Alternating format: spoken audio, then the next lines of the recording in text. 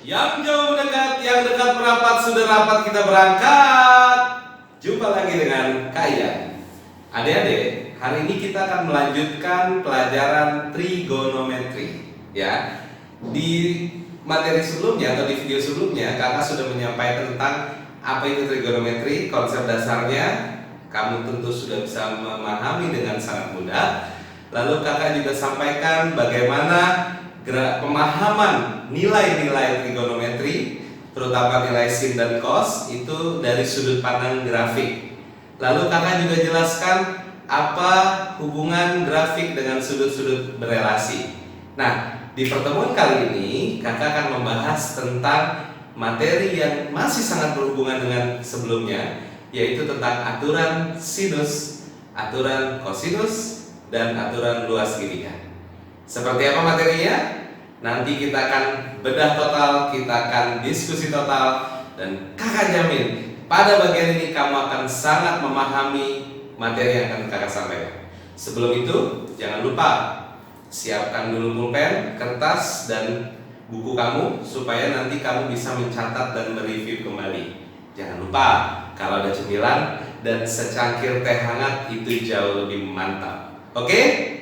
Nanti kita kembali lagi. Nah, pada bagian pertama, kakak akan sedikit mereview apa yang sudah kita pelajari kemarin ya. Yang pertama kita akan mereview konsep dasarnya. Seperti yang sudah dipelajari kemarin bahwa segitiga pada sebuah segitiga siku-siku ya, maka ketika di sini kakak letakkan sebuah sudut yang namanya alfa, lalu bayangkan bahwa segitiga siku-siku ini berada di dalam kartesius, berarti kita sepakati bahwa ini yang mendatar pasti sumbu X, betul ya? Yang tegak pasti sumbu Y dan sisi miringnya adalah jari-jari. Oke? Nah, dengan demikian sin alfa adalah depan bagi miring, yaitu Y per R. Cos alfa adalah samping bagi miring, yaitu X per R. Sementara tan alfa adalah depan bagi samping atau Y per X. Dan juga kita sudah menemukan kemarin bahwa tan alfa itu sebetulnya adalah sin alfa per cos alfa. Oke? Nah, karena ini berlaku Pitagoras, maka di sini kakak tuliskan berdasarkan Pitagoras, maka didapat bahwa nilai x kuadrat ditambah y kuadrat sama dengan r kuadrat. Untuk apa itu? Itu akan sangat berguna untuk kedepannya nanti. Oke? Lalu di bawah juga kita akan mereview tentang sudut istimewa. Ya, seperti yang pernah kakak bilang kemarin, kamu hafal 5 angka ya. Kalau sudutnya udah pastilah 0, 30, 45, 60, 90, itu wajib dihafal. Yang kakak maksud adalah hafal satu saja. Contohnya nilai sin, maka semuanya dapat ya. Nah, di sini kakak persempit hanya 3 aja, sin, cos, tan aja. Nanti sekan, kosekan, dan kotangan kalian pasti bisa kembangkan. Yuk kita bareng-bareng.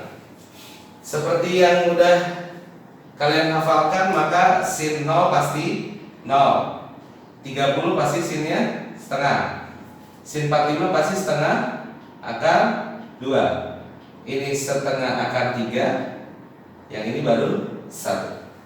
Dapat ya? Nah, ini wajib hafal. Nah, kalau sinnya hafal, maka cosnya juga pasti hafal. Kenapa? Karena menuliskan sin angkanya sama tapi dari kanan kayak huruf Arab ya. Berarti cos 90 jadi 0, ini pasti setengah akar 2, setengah akar 3, dan akhirnya 1. Dapat ya? Seperti yang kemarin kakak bilang, sin dan cos itu begini. Oke? Nah, karena pemahaman tangan itu adalah sin per cos, maka sebetulnya kita tidak perlu menghafal tangan, walaupun ujung-ujung nanti akan hafal dengan sendirinya. Kenapa? Karena tangan itu adalah sin per cos. Kita lihat, tangan adalah sin per cos, berarti tangan 0 ya, tinggal lihat sin 0 per cos 0, berarti 0 per 1, betul ya? Berarti 0 bagi 1 tetap 0 ya.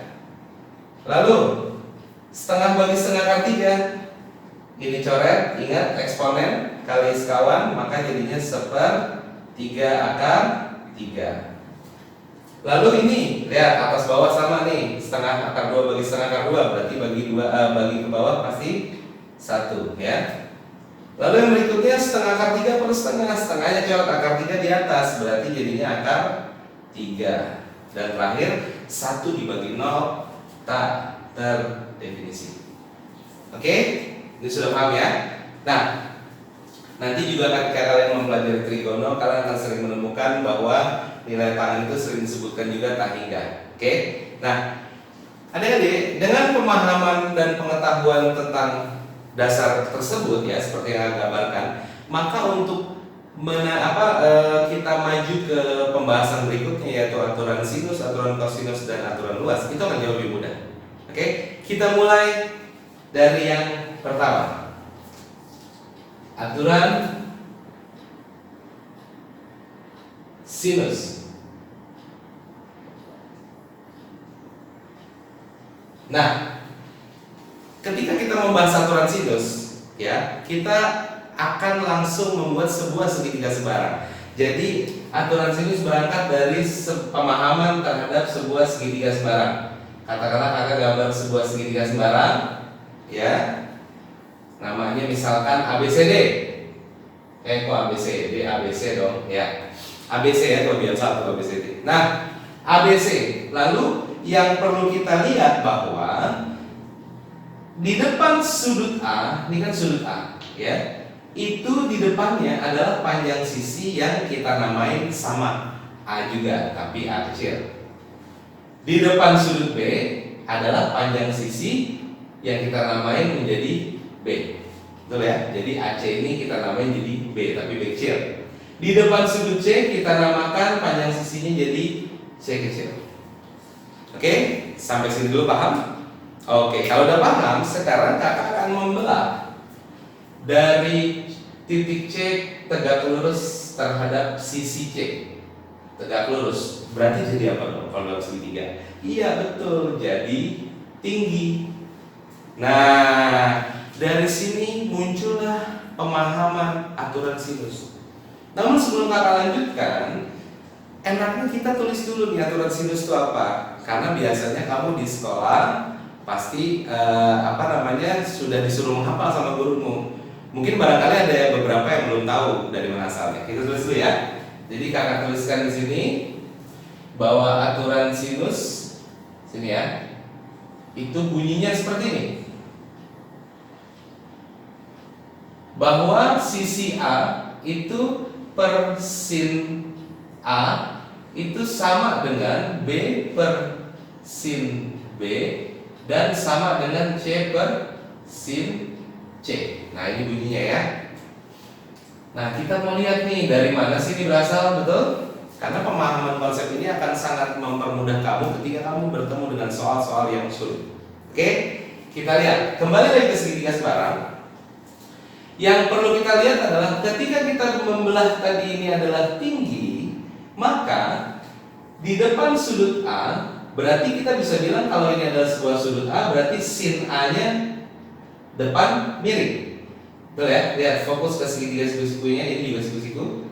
Berarti sin A sama dengan depan bagi miring. Berarti kita tulis di sini. Sin A itu sama dengan depannya adalah T per miring. Miringnya adalah B. Sampai di sini dulu paham? Oke. Kalau sudah paham, maka sin A sama dengan T per B. Kita ubah bentuknya menjadi T itu adalah sin A kali B, betul ya? Nah, supaya tidak rancu teknik penulisannya, maka B-nya di depan, B kali sin A. Sampai sini paham? Oke, bereslah segitiga yang sebelah kiri. Sekarang kita lihat segitiga yang sebelah kanan. Berarti kita pakainya ini ya, segitiga ini, berarti ini sudut B yang kita pakai. Betul? Maka kita bisa jabarkan sin B sama dengan, lihat, B depannya siapa? T. Oh, berarti T dipakai sekali lagi, betul ya? T per A, karena depan bagi miring, berarti T per A. Dengan demikian, T adalah A sin B. Seperti itu. Nah, sekarang apa yang menarik dari penjelasan kakak barusan? Yang menarik adalah T yang kita pakai, T yang kita gunakan dalam persamaan aljabar ini adalah T yang sama, dia juga. Berarti kita boleh dong bilang dengan satu jurus yang namanya T sama dengan T. Artinya tinggi dari yang segitiga yang sini itu pasti sama dengan tinggi dari segitiga yang ini karena dia juga. Dapat ya? Nah, kalau udah seperti ini tinggal kita masukin. Oke, T yang ini berarti B dikali sin A sama dengan A dikali sin B. Nah, kalau udah kayak gini gampang banget ya. B ini sebanding dengan B yang besar, berarti kita buat menjadi B per sin B sama dengan A per sin A. Kenapa? Buat kamu ada beberapa yang bingung, tenang ya. Kita lihat, kamu sering ketemu bentuk seperti ini ya, perbandingan B per sin B sama dengan A per sin A. Nah, biasanya kalau ketemu kayak gini gimana? Kali silang, betul. Berarti B kali sin A sama dengan sin B kali A, atau A kali sin B. Sama. B kali sin A sama dengan A kali sin B. Sama. Dapat ya? Nah, dari pemaparan yang pertama kita dapatkan bahwa B per sin B sama dengan A per sin A. Oke? Nah, resapi dulu sampai di sini. Kamu catat dulu. Kita baru dapat kesimpulan awal. Oke? Kakak tunggu kalian mencatat. Silakan. Oke, gimana? Sudah dicatat? Sudah diresapi? Dapat filenya? Nah, kalau gitu kita akan melakukan uji coba yang kedua. Tadi kita menarik pada segitiga yang sama ya, kita anggap ini sama segitiganya ya. Gambarnya agak kurang mirip ya. Kita anggap sama, maka segitiga ABC ini sama ini. Tadi kan kita tarik garis tinggi dari C, betul ya? Tingginya yang ini yang tegak. Nah, sekarang kita coba tingginya yang lain lagi. Misalkan kita tarik dari titik A, berarti begini, betul ya? Berarti siku-siku di sini dong. Dapat? Nah, kita namain ini T. Dan jangan pernah lupa, di depan sudut A itu selalu panjang sisi A, ya, tapi pakai A kecil. Di depan B adalah B kecil, di depan C adalah C kecil. Seperti itu ya. Nah, sekarang kita lihat, karena siku-sikunya di sini berarti ini yang pasti sisi miring dong, betul ya? Maka yang kita pakai adalah depan per miring. Berarti depannya siapa nih? Depannya tentu saja T, berarti yang kita pakai adalah sudutnya yang ini, betul ya? Nah, berarti kita bikin di sini sin C sama dengan apa? Depan per miring, berarti T per B. Oke? Dari sini kita dapat bahwa T sama dengan B dikali sin C. Lalu yang berikutnya, segitiga ini kan siku-sikunya di sini juga, berarti sisi miringnya ini dong. Dapat nggak? Di depan T siapa? Sudut B. Berarti kita mainin sin B. Intinya dalam pembuktian aturan sin ini kita mau menghubungkan T yang ini dengan T yang itu, gitu ya. Lihat, sin B berarti T per C karena depan per miring, betul ya? T per C. Sehingga T sama dengan C dikali sin B, gitu. Dapat? Ya udah selesai. Berarti kita lanjutkan di sini ya. Maka selanjutnya apa dong? Iya sama. Kita bikin T sama dengan T. Maka kita lihat T yang kiri apa? Ya betul, B dikali sin C. Yang kanan C dikali sin B. Nah, mirip bentuknya kayak tadi ya, tinggal kita putar, maka B pasti per sin B dan C pasti per sin C. Seperti tadi, kalau misalkan kamu ragu, bener nggak nih? Gampang, tinggal kali silang, balik lagi nggak dia? Kalau balik lagi benar. Nah, dari sini kita dapatkan yang kedua. Oke, tinggal kita tarik kesimpulan. Di percobaan pertama, kita dapat bahwa B per sin B itu sama dengan A per sin A. Di percobaan kedua, B per sin B sama dengan C per sin C. Artinya nilai B per sin B itu sama dengan C per sin C. Maka ini bisa kita gabungkan, sehingga muncullah kesimpulan A per sin A sama dengan B per sin B sama dengan C per sin C. Itulah yang disebut dengan aturan sinus, ya. Jadi dengan pemahaman ini kalian sudah terang nih. Oh, dari situ, jangan cuma hafal-hafal doang, betul ya? Nah, oke, adik-adik sudah sampai di sini. Kamu sekarang catat, lalu kamu resapi, kaitkan dengan apa yang sudah kamu lakukan di yang pertama, maka kamu akan dapatkan feelnya. Oke, setelah ini kakak akan kasih contoh soal buat kamu biar kamu lebih paham lagi. Oke, kita ke contoh soal ya. Di sini ada soal pada gambar segitiga ABC berikut yang ditanya nilai sinnya berapa. Ya, apa sin C? Nilai sin C itu berapa? Nah, buat kamu yang belum paham aturan sin, ya pasti bingung. Tapi kalau udah paham aturan sin ini jadi gampang banget ya.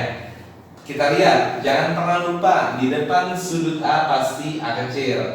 Berarti 5 ini A kecil. Di depan sudut B pasti B kecil, di depan sudut C pasti C kecil. Nah, kebetulan yang ada angkanya ini adalah A kecil sama C kecil. Ya udah kita mainin yang itu ya. Berarti kita buat dulu perbandingan di bawah ya. Bahwa A itu 5, berarti 5 per sin A nya berapa? 30, langsung masukin aja, betul ya?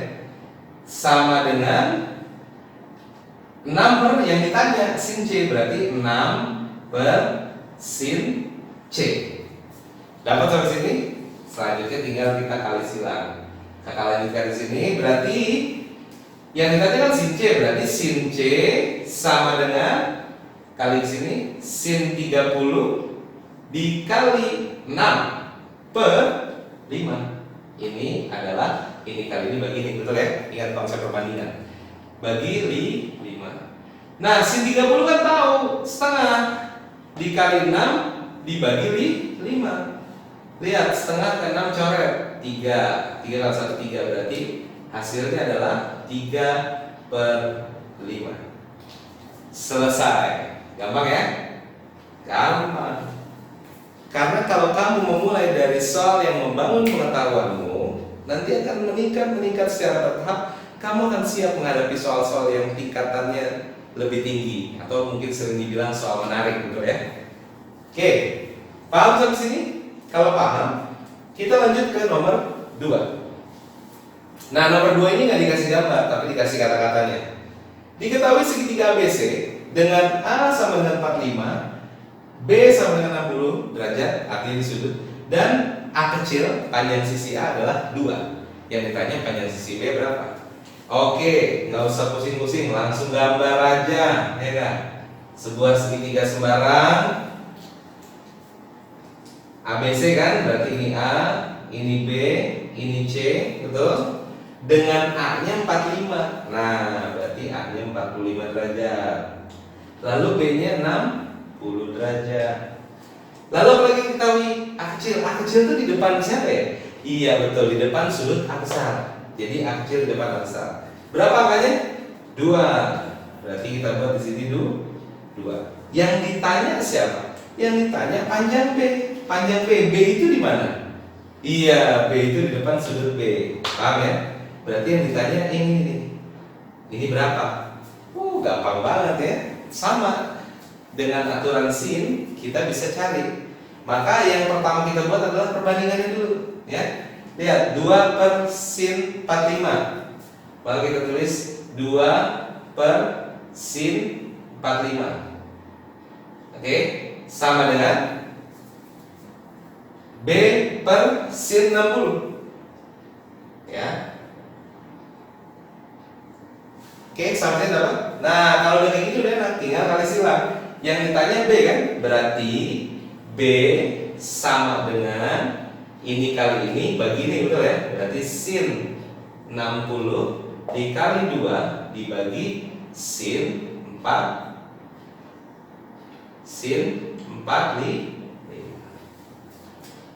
Oke, lanjutannya udah enak banget, tinggal ganti angka, tinggal ganti nilainya. Maka B sama dengan sin 60 berapa?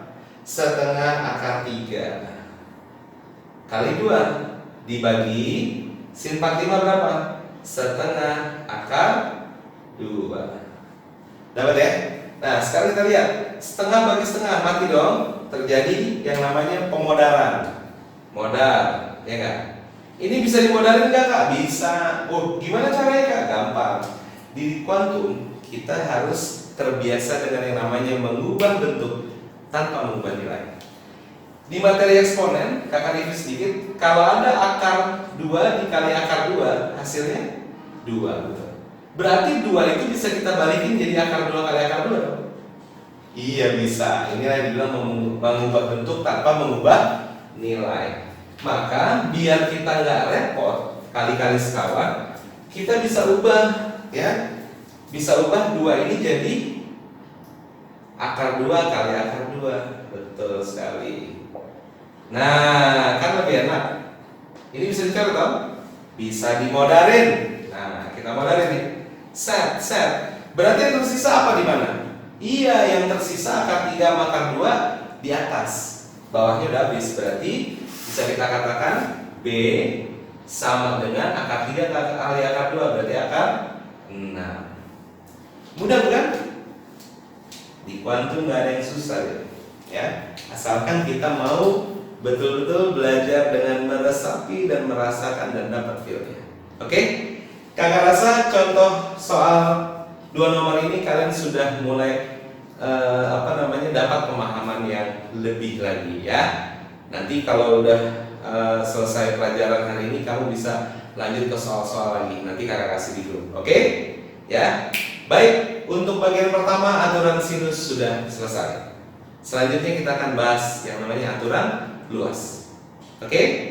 Baik adik-adik, tadi kita sudah belajar bagian yang pertama yaitu aturan sin, ya, aturan sinus. Di mana A per sin A itu sama dengan B per sin B sama dengan C per sin C.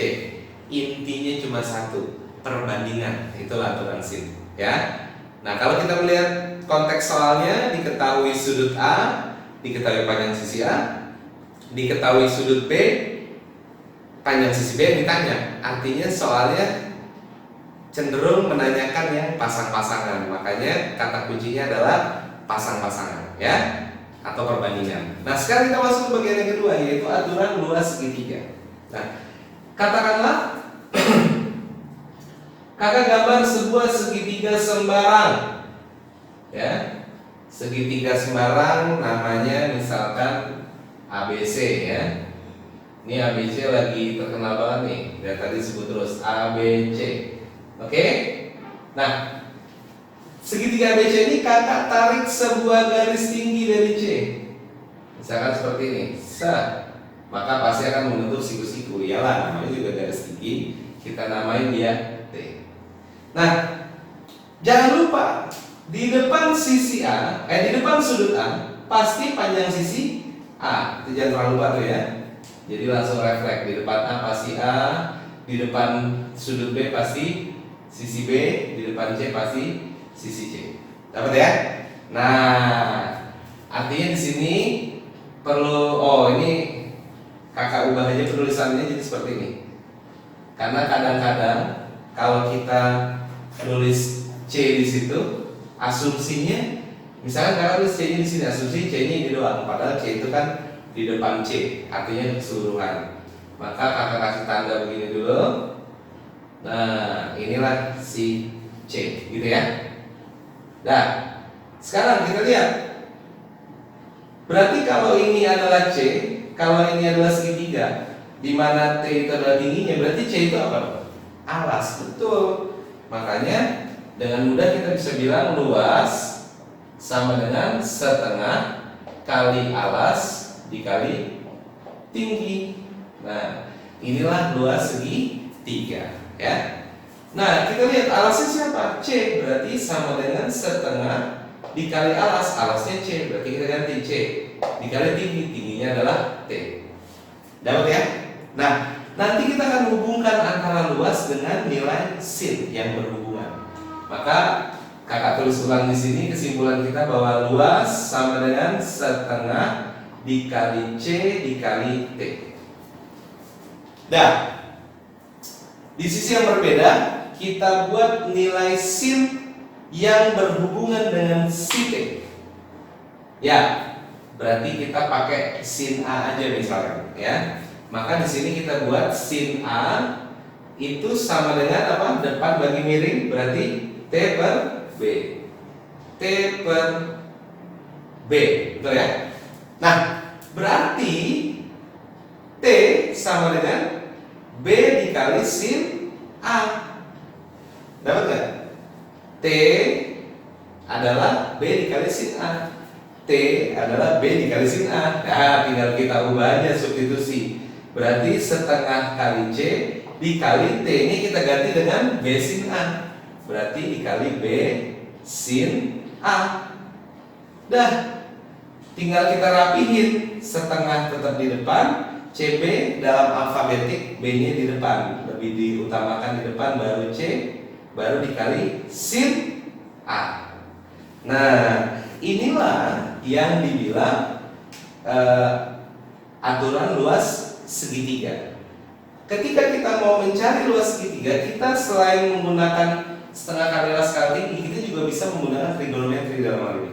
Ya, inilah aturan luas segitiga. Paham ya? Nah, seperti itu. Oke. Dengan demikian, bisa juga kita katakan bahwa ini kalau kamu teruskan nanti, ya, kamu coba sendiri di rumah, bagaimana kalau garisnya tarik ke sini? Set, sikunya di sini. Atau kamu mau narik dari sini ke sini boleh, ya. Kamu akan menemukan sebuah pola ternyata. Coba kita perhatikan. Ketika kita mencari luas dengan cara setengah kali BC, terus dikalinya sin A. Udah main semua belum? Udah. BC adalah panjang sisi, ternyata sinnya, si A-nya adalah sebagai sudutnya yang dipakai, sin A.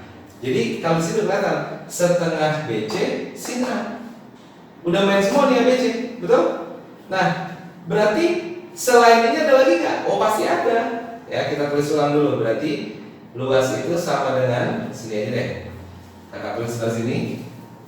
Luas sama dengan setengah kali BC sin A. Itu bisa juga sama dengan setengah dikali. Coba, ini kan BC, ganti yang lain. Kan masih ada A. Ya, boleh AC boleh. Berarti setengah AC dikali sin apa kira-kira? Iya betul, sin B, karena AC udah diajak main, tinggal B yang belum.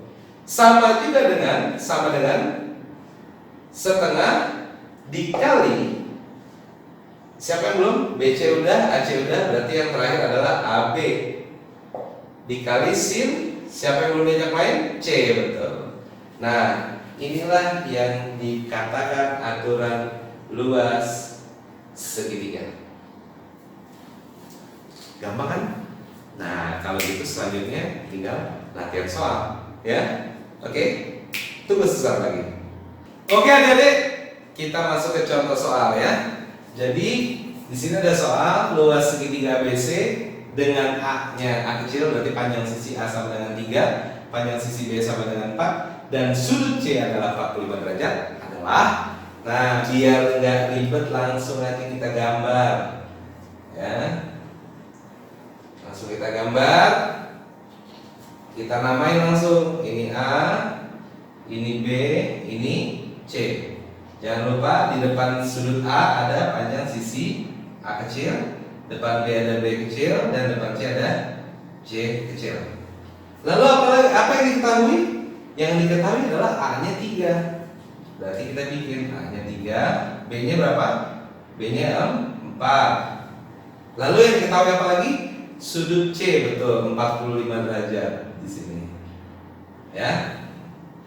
Nah, dengan demikian udah langsung kelihatan bahwa yang namanya aturan luas itu, ya, selalu kalau misalkan kita punya dua sisi dan satu sudut, berarti tinggal kita mainin yang penting semuanya kebagian. Luas sama dengan setengah dikali, lihat A-nya ada, B-nya ada, berarti AB, lalu ada C sudutnya, berarti udah pasti sin C.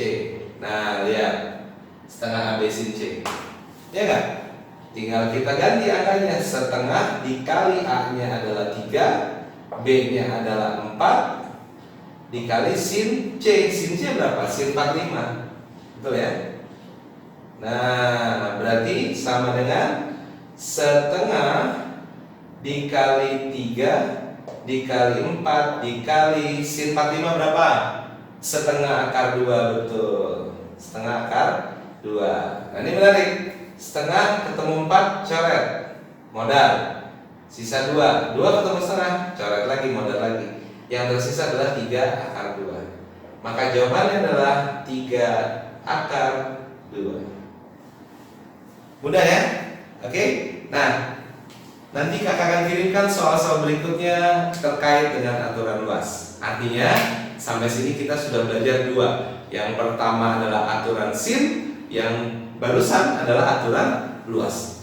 Berarti tinggal 1 lagi, ya. Artinya kamu tinggal sedikit lagi udah selesai di pertemuan kali ini. Oke? Jangan kemana-mana, kita lanjut sesaat lagi. Baik adik-adik, gimana? Aturan sin udah beres. Aturan sin tadi gimana? Reviewnya gampang ya. Jadi tinggal bandingin aja A per sin A itu sama AA gitu kan. A per sin A sama dengan B per sin B sama dengan C per sin C. Seperti itu ya. Lalu yang berikutnya tadi apa? Aturan luas. Nah, kalau aturan luas juga sebetulnya gampang. Kenapa? Karena misalkan contoh kamu ambil sembarang. Misalkan sisinya apa? A sama B, boleh. Ya, berarti luas adalah setengah kali AB. Siapa yang belum diajak main? Si C, berarti kali sin C. Jadi luas sama dengan setengah AB kali sin C. Bisa juga setengah AC kali sin B. Bisa juga setengah BC kali sin A. Gampang kan? Nah, sekarang kita masuk ke bagian yang terakhir, yaitu aturan cos. Nah, aturan kosinus itu untuk pembuktiannya mungkin tidak sekarang. Tapi kalau kamu mau konsul, mau tahu ya, mau penasaran dari mana sih aturan cos, nanti kita akan bahas. Kali ini kakak hanya menunjukkan saja bahwa aturan cos itu bunyinya seperti ini. Sebelum kita ke aturannya, kita lihat dulu bahwa seperti biasa di depan sudut A adalah panjang sisi A atau kecil. Di depan sudut B adalah B kecil. Di depan C itu panjang sisinya dilambangkan dengan C kecil. Ya, oke. Nah, misalkan di aturan cos ini kita mau nyari siapa? Mau nyari panjang sisi A, B atau C? Yang mana dulu bebas. Misalkan yang pertama kita mau nyari A.